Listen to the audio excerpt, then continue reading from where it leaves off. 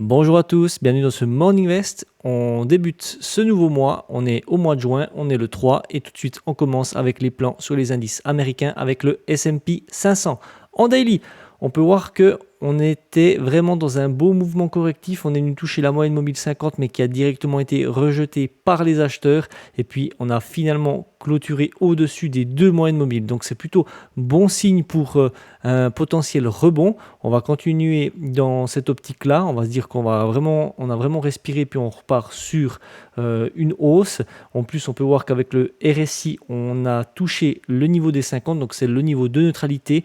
En général, quand on va en dessous, c'est qu'on continue un mouvement correctif. Là, on a vraiment touché, on peut dire qu'on a fait un pullback sur cette zone de neutralité et puis là, on repart à la hausse. En 4 heures, on peut voir qu'on est dans un flux qui est baissier, mais on a clôturé au-dessus des moyennes mobiles. Donc, on est plus dans une tendance qui est neutre pour le moment, puisque on est dans un flux qui est rouge, mais on est au-dessus des moyennes mobiles. Et puis, on peut voir que par rapport à ce dernier mouvement baissier avec les retracements de Fibonacci, on a bloqué au palier des 61,8, un palier que je rappelle qui est assez important puisque lorsque on le franchit à la hausse pour ce cas-là, on a de fortes probabilités d'aller chercher les 100%. Pour le moment, on a bloqué on a bloqué en dessous de ce palier, on l'a atteint quand même, donc à voir comment ça va se dérouler pour cette journée, mais pour le moment, on peut voir qu'on a vraiment fait une belle bougie verte, donc comme j'ai dit tout à l'heure, c'est plutôt bon signe pour une reprise de la hausse. En une heure, et pour mon plan, donc là on peut voir qu'on est toujours dans un flux qui est baissier, on est toujours dans le rouge,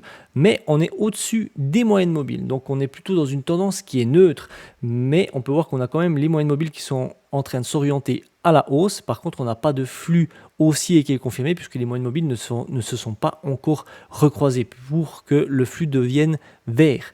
Donc là, moi pour mes scénarios, pour mes plans pour aujourd'hui, je vais plus privilégier, je vais pas privilégier, je vais suivre la tendance et puis je pourrais autant faire des achats que des ventes. Donc moi, pour mon premier scénario acheteur, ce serait qu'on vienne rechercher ce palier 61,8 qui converge en plus avec la moyenne mobile de 200 jours. Donc il y a quand même de fortes probabilités qu'on ait eu une petite réaction sur ce palier-là pour recontinuer un mouvement à la hausse. Après, bien évidemment, on peut voir qu'ici, on a une bulle, enfin on a une bougie qui a clôturé en jaune. Et si elle est en jaune, ce n'est pas un hasard. Ça veut dire qu'elle a clôturé en dehors des bandes de Bollinger. Les bandes de Bollinger, c'est un indicateur technique qui n'est pas affiché sur mon graphique actuellement, mais je vais probablement faire une vidéo non sur les bandes de Bollinger, mais sur les bulles de Bollinger. Et les bulles de Bollinger, ce sont les bougies qui clôturent à l'extérieur de ces bandes. Et puis, elles peuvent indiquer un retournement de tendance ou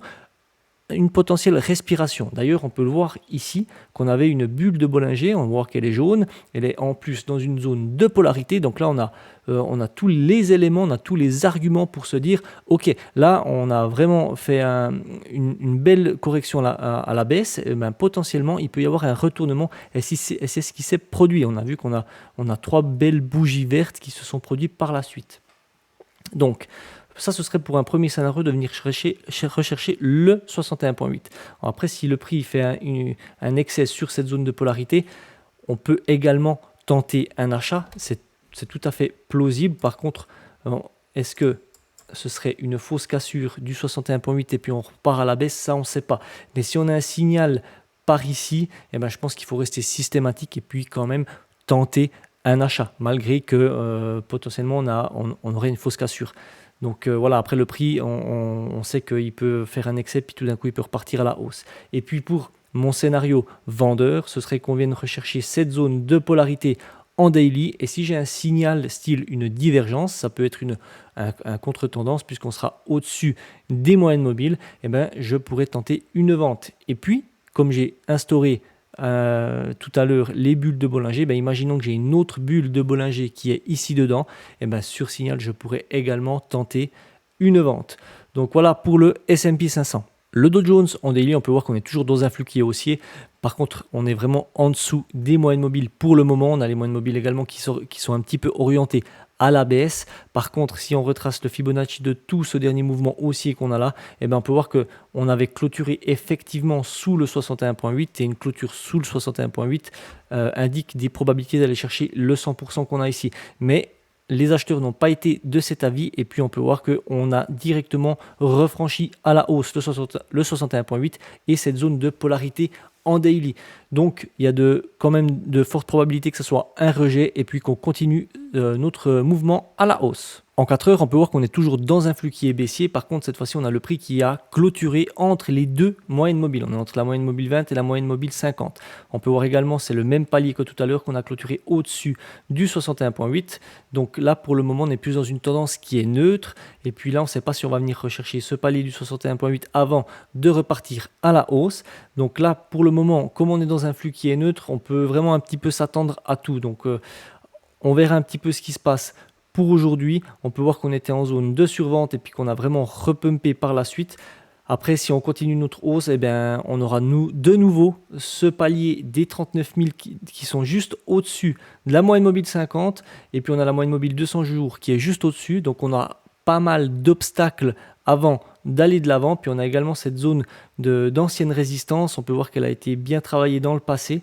Donc, voilà. Si on va de l'avant, ben, je pense qu'il va vraiment falloir vraiment de la force parce qu'on a vraiment pas mal de choses au-dessus de nos têtes. En 1 heure et pour mon plan. Donc là, on peut voir qu'on est toujours dans un flux qui est baissier. Par contre, on a vraiment les moyennes mobiles qui sont orientées vraiment à la hausse et puis on est vraiment bien au-dessus des moyennes mobiles. Et on peut voir qu'on a clôturé en dessous du 61.8 de tout ce dernier mouvement baissier qu'on a ici. On a clôturé en dessous du 61.8 avec une bulle de Bollinger. Donc potentiellement, ça peut nous indiquer un retournement ou une respiration du Dow Jones.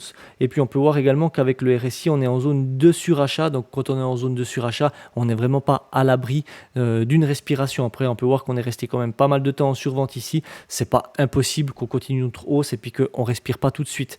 Donc là, on vient de commencer vraiment notre zone de surachat. On verra un petit peu ce qui se passe pour ces prochains jours. Là, pour mes scénarios, je vais plus privilégier de faire des achats puisqu'on a vraiment fait un beau pas en avant. On est vraiment dans une belle dynamique qui est haussière. Donc, je vais rechercher des achats sur des replis. Et pour mon premier scénario à l'achat, ce serait qu'on vienne rechercher cette zone de polarité qu'on a ici. Et si j'ai un signal, eh bien, je pourrais tenter un achat. Et si on franchit à la hausse le 61.8 plus la zone de polarité, je pourrais potentiellement me faire un petit 61.8 jusqu'au 100%. Si j'ai un signal. Donc ça, c'est des choses qui sont envisageables à faire aujourd'hui. Évidemment, si on vient à clôturer au-dessus de cette zone de polarité et du 61.8, il faut faire attention parce qu'on a vraiment le 39 000 qui est juste au-dessus de notre tête. Donc voilà, ça peut être, on peut avoir également un rejet de ce niveau-là. Par contre, après, si on passe cette zone de polarité, elle a quand même été bien travaillée dans le passé. Si je dézoome un petit peu, on peut voir qu'elle a bien travaillé ici, elle a bien travaillé ici. Et puis d'ailleurs, ce qu'on pourrait faire, c'est qu'on pourrait même un petit peu l'ajuster. Et puis elle converge vraiment, vraiment bien avec le 61.8 de tout ce dernier mouvement baissier. Donc à voir ce qui se passe. Je pense que vraiment, comme j'ai dit avant, pour le Dow Jones, il va vraiment lui falloir de la force pour pouvoir aller chercher en tout cas ces 100% qu'on a ici en 1 heure. Le Nasdaq en daily, on est toujours dans un flux qui est haussier et on est toujours au-dessus des moyennes mobiles. Le Nasdaq, il n'a pas voulu faire un mouvement correctif comme les autres indices. On peut voir qu'il est allé chercher la moyenne mobile de 50, mais elle a directement été rejetée par les acheteurs. Et puis, on a clôturé en plein dans la zone de polarité. On a quand même clôturé au niveau de l'ouverture de vendredi passé. Donc là, on a fait un beau doji. Donc pour rappel, la bougie du doji, c'est lorsque on a un prix d'ouverture et de clôture qui se font au même endroit. Donc on n'a pas de corps. Et puis on a des mèches supérieures et puis on a une mèche inférieure. Donc ça, c'est un doji. Et le doji, il signale quand même une indécision quant à la direction future que va prendre le marché. Par contre, comme on peut voir cette grosse mèche inférieure qu'on a en daily, eh bien on peut voir quand même qu'il y a une belle pression des acheteurs et ça, c'est quand même bon signe pour se dire que les acheteurs ils sont là et puis que potentiellement ça va repumper à la hausse. En 4 heures, on peut voir qu'on est dans un flux qui est baissier. On est en dessous des moyennes mobiles et puis on peut voir qu'avec ce dernier mouvement haussier qu'on a ici, on a même clôturé en dessous du 61.8 et en dessous de la moyenne mobile 200 jours. Mais on peut voir que les acheteurs ils ont vraiment été présents puisque à peine avoir clôturé, on a juste fait un petit léger mouvement à la baisse et puis ensuite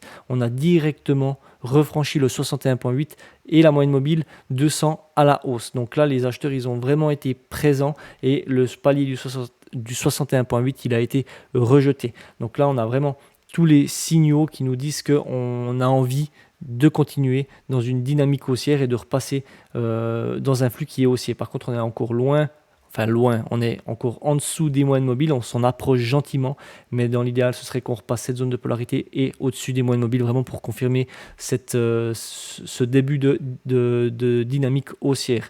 Et puis, je pense qu'il faudrait qu'on passe au-dessus des précédents plus hauts qu'on a ici, qui est une petite zone de résistance. Je pense qu'on peut avoir un petit blocage par ici, mais il faudrait dans l'idéal qu'on passe également ce précédent plus haut qu'on a là. En 1 heure, et pour mon plan. Donc là, on peut voir qu'on est toujours bien dans un flux qui est baissier. Par contre, on est entre les deux moyennes mobiles. On peut voir qu'on n'a pas voulu passer la moyenne mobile de 50 pour le moment et on est à peine en dessous de la zone de polarité en daily. Donc moi, pour mes plans aujourd'hui, je vais plus privilégier quand même les achats puisqu'on a quand même bien pumpé. C'est vrai qu'on a fait un plus haut qui est plus bas que le précédent et un plus bas évidemment qui est plus bas que le précédent, mais on a quand même une belle pression acheteuse qui me donne pas envie de shorter le marché pour le moment. Donc moi, dans l'idéal, je vais attendre un repli sur le 61.8 du dernier mouvement haussier en 4 heures, qu'on vienne retester un petit peu ce niveau. Puis on peut voir qu'on a eu quelques petites mèches ici, donc potentiellement il peut y avoir des réactions. Et puis si on continue dans une belle dynamique haussière, eh bien on a le 61.8 de tout ce dernier mouvement baissier qu'on a là. Et puis il faudrait qu'on le franchisse à la hausse, qu'on le reteste et puis qu'on aille rechercher les 100%. Donc ça, ce serait une possibilité, ce serait éventuellement un plan qu'on pourrait envisager. Et puis, on peut voir ici qu'on a une belle bulle de Bollinger qui a freiné en plein dans une zone de polarité qu'on peut voir ici, qui a bien été travaillée dans le passé. Et puis, par la suite, on a directement pumpé à la hausse. Donc, ça peut être des signaux qui peuvent être intéressants pour détecter en tout cas des beaux retournements de tendance ou simplement des respirations.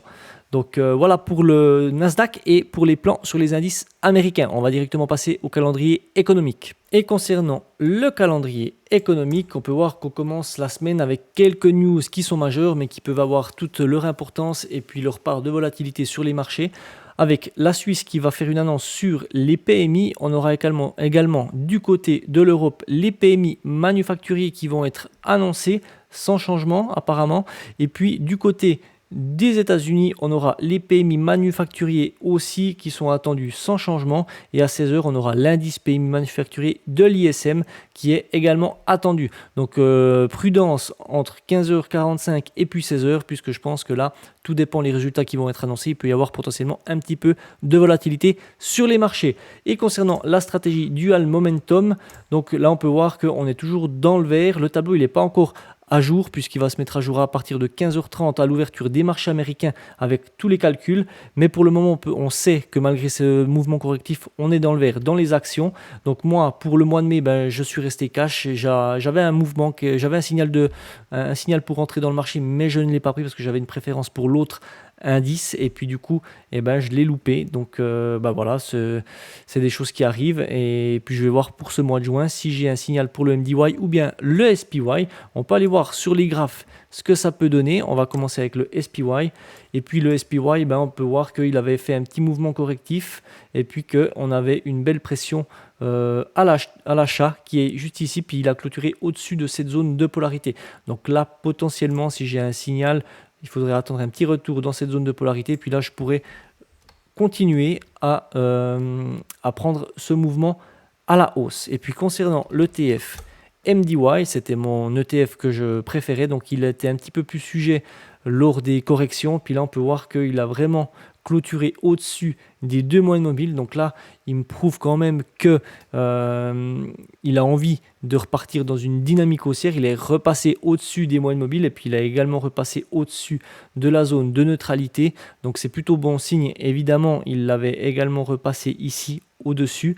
Ça ne l'a pas empêché de refaire un petit mouvement correctif par la suite. Mais là, potentiellement, il peut y avoir un signal. Donc, je vais voir un petit peu comment ça se passe ce jour. Et puis, on peut voir si je peux trouver un petit point d'entrée. Sauf que là, le petit point d'entrée, il serait plus propre sur le SPY puisqu'il y aurait la zone de polarité qui serait juste en dessous. Là, le point d'entrée, c'est pas vraiment propre si on veut vraiment rentrer sur un très beau signal. Si je devrais vraiment rentrer sur un beau signal ici, ben, ce serait vraiment sur le 61.8 de tout ce dernier mouvement haussier, mais on se retrouverait au-dessous des moyennes mobiles. Et puis ici, je pense qu'on se retrouverait également en dessous de la zone de neutralité. Donc là, pour le moment, ce serait pas propre pour le moment de rentrer sur le MDY. Par contre, sur le SPY, c'est vrai que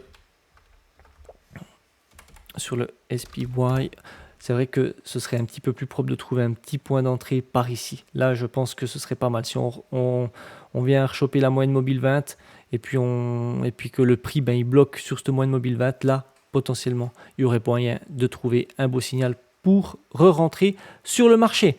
Voilà, c'est tout pour moi pour aujourd'hui. Je vous invite à mettre vos retours dans les commentaires, à vous abonner à la chaîne. Moi, je vous dis à tout bientôt pour une nouvelle vidéo. Et surtout, n'oubliez pas de rester prudent sur les marchés. Ciao!